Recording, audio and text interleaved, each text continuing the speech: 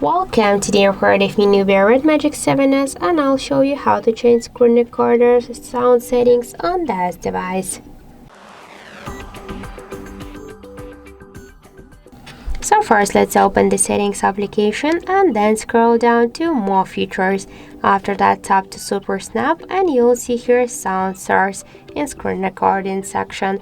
Just here click. Now we have selected the system sound, so this means that all of the media, ringtones, just notifications, you will record in the screen recording. If you want to comment something, you should just select the microphone here, but if you want just record the mute video, just switch microphone or system sound to none. So that's it. We have also one more way how we can launch the settings of screen recordings. Just first we should open notification panel shortcuts, and after that somewhere here we should find the screen record icon.